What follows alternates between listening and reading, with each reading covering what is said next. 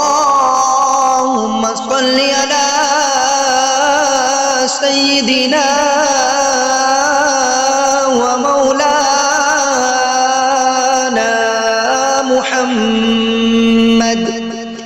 صاحب التاج والمعراج والبراق والعلم دافع البلاء والوباء والقحط والمرض والألم اسمه مكتوب مرفوع مشفوع منقوش في اللوح والقلم سيد العرب والعجم جسمه مقدس معطر مطهر منفر في البيت والحرم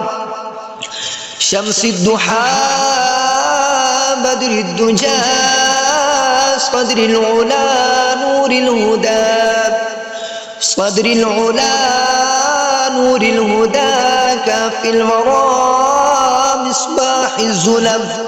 جميل الشيم شفيع الأمم صاحب الجود والكرم والله واثمه وجبريل خادمه والبراق مركبه والمعراج سفده وسدرة المنتهى مقامه وقاب قوسين مطلوبه والمطلوب مقصوده والمقصود موجوده سيد المرسلين خاتم النبيين شفيع المذنبين أنيس الغريبين رحمة للعالمين راحة العاشقين مراد المشتاقين شمس العارفين سراج السالكين مصباح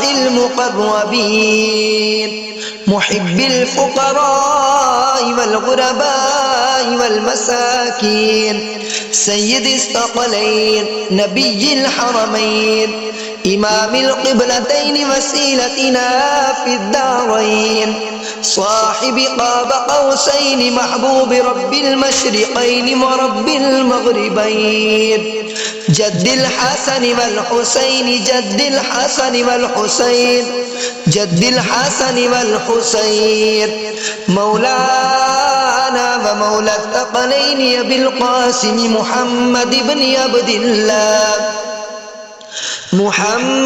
عبد الله نور